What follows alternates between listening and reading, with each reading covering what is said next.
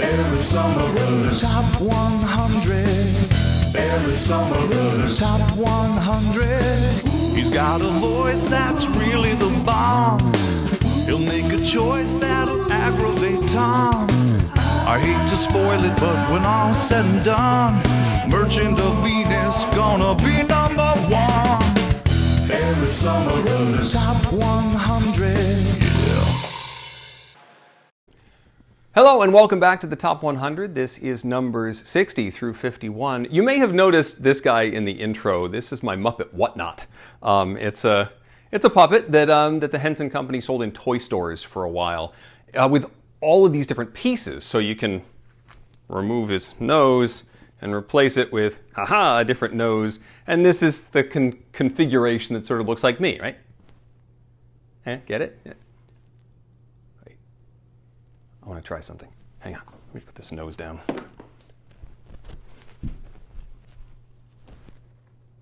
Mana. It worked! It worked.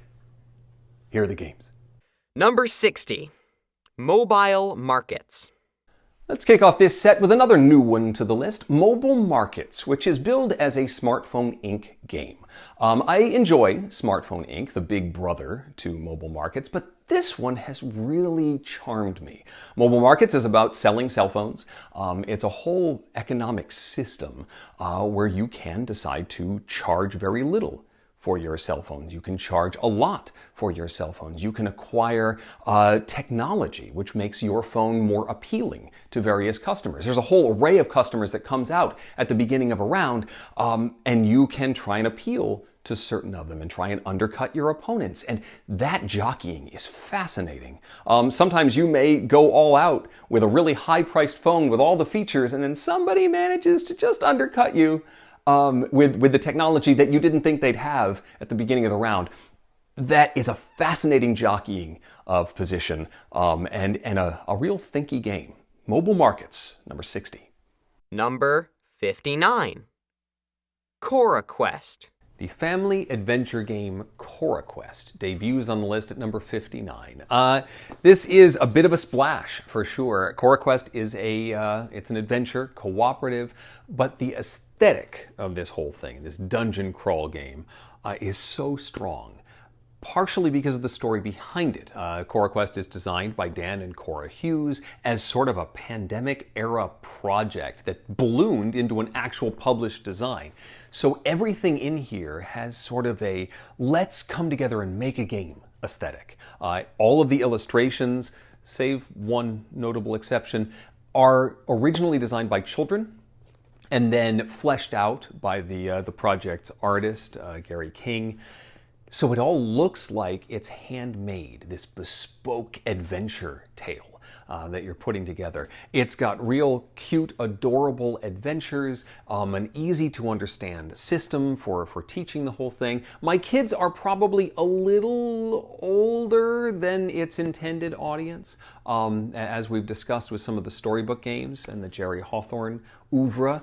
But this one really still lands just as a fun lark. And it'll probably slip over the years as the kids get older, but for now, Cora Quest debuts very, very strongly at number 59. Number 58.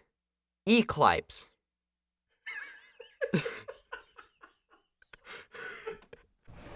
Much like interstellar travel, Eclipse has been on a bit of a journey over the years. It is number 58 now.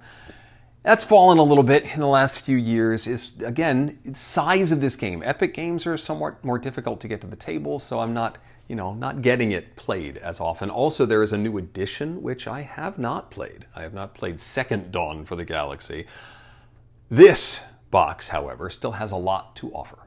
It is a 4X game. You are building tiles and expanding to new tiles, claiming those planets, getting the resources from those planets. It has a really nice resource management aspect with 3 different resources that you're trying to maneuver around and then generate more by claiming more planets, building ships, and then customizing those ships to go up against your opponents.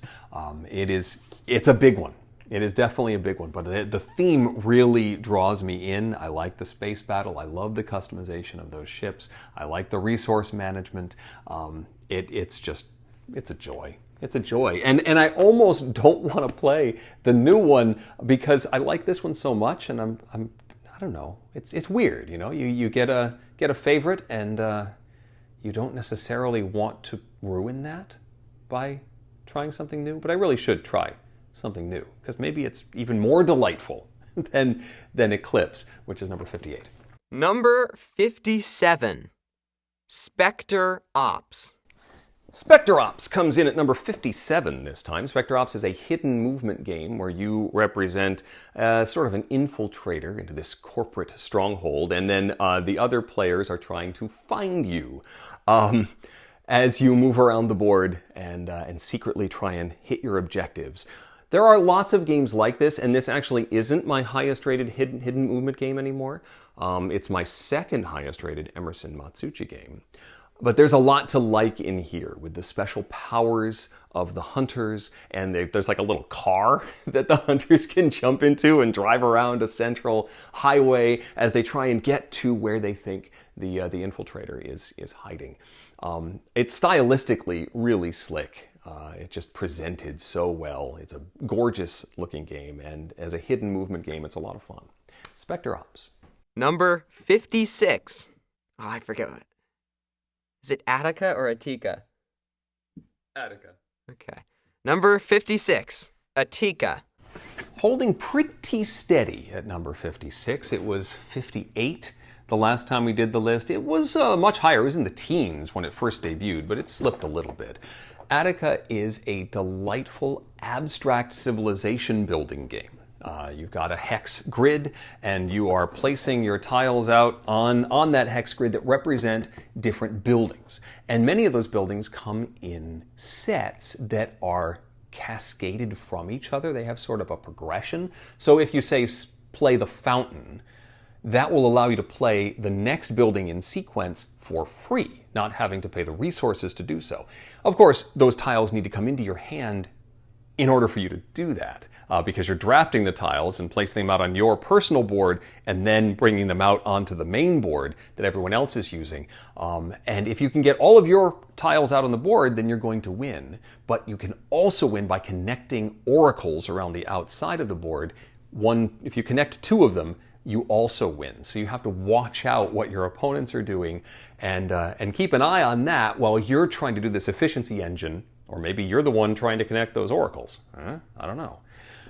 It has a little bit of a Catan vibe with the resource collection. You can not only collect cards that give you those resources, but also place next to the resources on the board that will give you the ability to build stuff. So there's also there's this race to get to the resources on the board and make building cheaper. There's just so much to explore in Attica, which is holding steady at number 56. Number 55. Marvel Champions.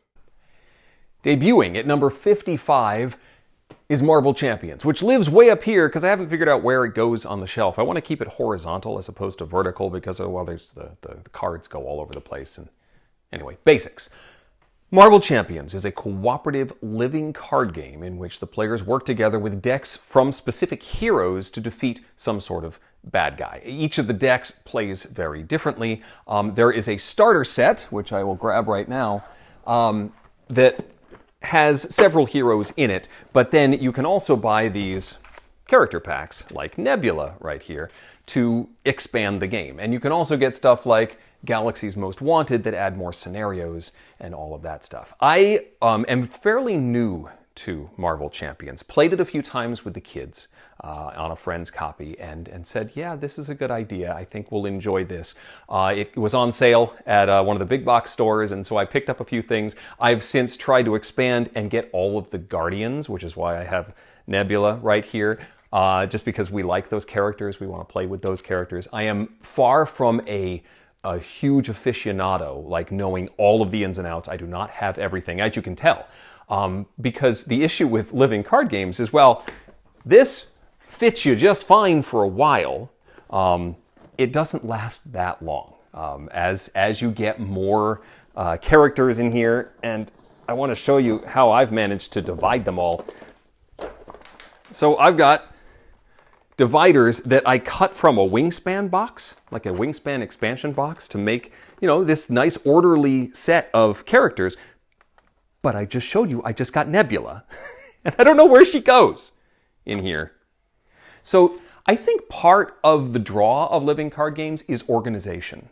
I think that's something that when you adopt one of these games, you just have to work hard on how to organize them. Those expansion boxes do have room for more cards, and so I will probably be reorganizing entirely and figuring out how all this goes together. The game is lovely. I really like exploring all of those characters. You can customize their decks with different powers, different emphases on how you approach a particular bad guy. There is a lot to explore in here. I probably need to stop buying and just play more of Marvel Champions. Number 55. Number 54. Splendor Duel. Splendor Duel debuts on the list at number 54. This is the two-player edition of Splendor, which adds sort of a geographical element, a board position element to the acquisition of the chips that you will get to try and purchase cards. That part is pretty much the same. The purchasing of cards, you collect chips that represent gems, and you will spend them to get cards, and then those cards also act as gems for purchasing more cards. But this adds, because it's head-to-head, this positional aspect where the gems are on a board and you have to take them in a line diagonally or orthogonally and collect them that way, and that removes gems from the board, making it less lucrative later on. You can refill the board, but your opponent is going to get a privilege that they can use to basically snatch a gem from the center. Very tense game. A lot of fun to sort of get a little more cerebral. Big Brother Splendor is a little more loose. Yeah, there's certainly thinking there. It feels a little lighter. Splendor Duel feels like a head-to-head duke 'em out sort of thing. I really enjoy it, and we'll have to see where future plays put this as I get a chance to play it more and get more opponents for Splendor Duel. Number 53. King of Tokyo / New York. King of Tokyo, King of New York, King of Monster Island, even this dark edition of King of Tokyo. Let's pull that one out just for the heck of it. Really, sort of a stark look to the whole thing. King of Tokyo is a die-rolling fest in which players are large monsters and they're trying to knock out the others. And based on the die results, using that similar Yahtzee mechanism that many people are very familiar with, you're trying to get symbols that represent attack power and power-up power, even just collecting points, because for many of them, you can win by just collecting points. And you're trying to either knock out the opponents or collect enough points to win. Yes, there's a way to win with points. I've been playing a little bit of the cooperative King of Monster Island more often lately, which is an interesting twist. I don't think it quite beats out the original King of Tokyo. King of New York is a little bit more complex, adds a few layers of extra stuff for, I guess, more advanced players. But King of Tokyo just sort of, it's an easier barrier to entry. And this dark edition is very similar to the original. It just adds another extra layer. I'd probably put this and New York at similar weights. And then King of Tokyo at the easiest to enter, with maybe King of Monster Island coming in there as well, but you have to worry about what the big monster is doing in King of Monster Island, so there's a little bit more to worry about. So King of Tokyo, I think, edges out of this quartet. And then I think I'd maybe go with Dark Edition, then New York, and then Monster Island, if I really had to rank them. But still, the whole shebang is a lovely set. King of Tokyo. 52. Boos. That one's right. Boos? It's Spanish. Bus, at number 52, is my lowest ranked pickup and deliver game. It is an old Splotter spelling game, so it has a much deeper gameplay than it would appear, especially with this very childish artwork. There is a newer edition of Bus that just came out from Capstone Games. I don't have that edition, but it does include this original goofy art, which has a bunch of board game references and stuff on it, but it also has a much more streamlined, modern look. Same game, just a little cleaner, I guess, in its presentation. In Bus, you're creating bus routes and transporting passengers around. They go in a cycle. They have to go from work to school, not to school, to work, to the bar, and then to home. That's it. And they have to go in that sequence, and time will move ever forward unless somebody uses the time machine, because there's a time machine, to prevent that from happening.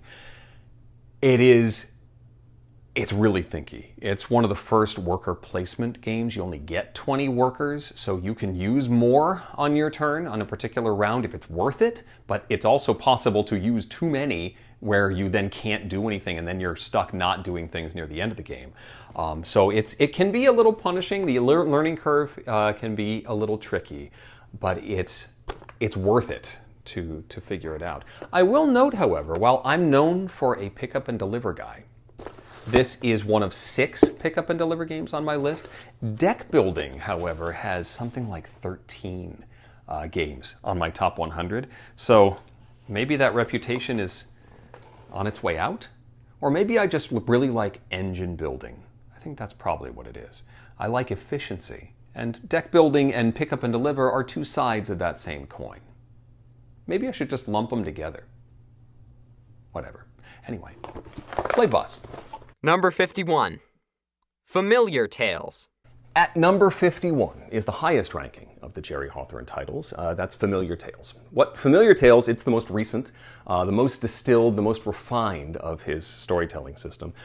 It combines that storytelling system with the full narration that we saw in Forgotten Waters. The pirate game from Plaid Hat Games. So there's all this narration and storytelling that exists in an app with voice acting and character stuff.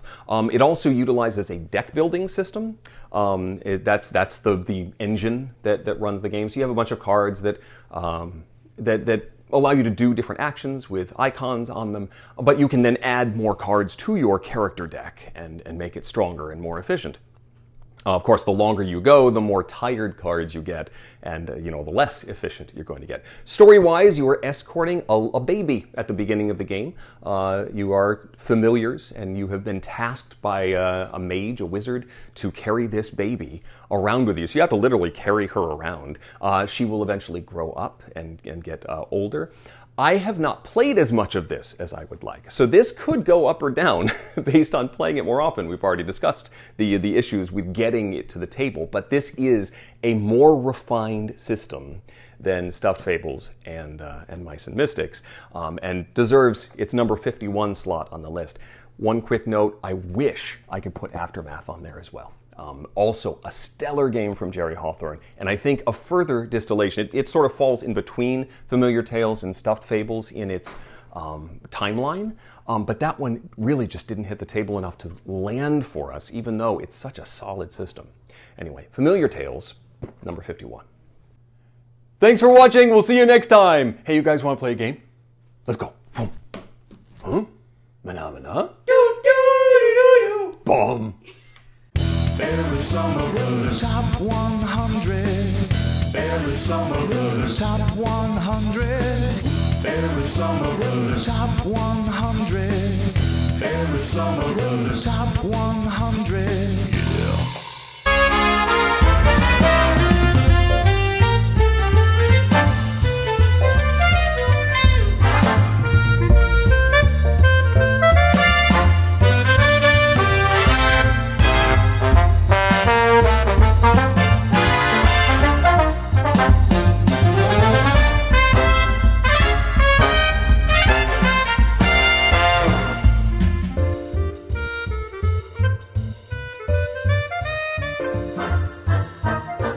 Come back. Come in. Okay. Get in a position. Don't take my focus.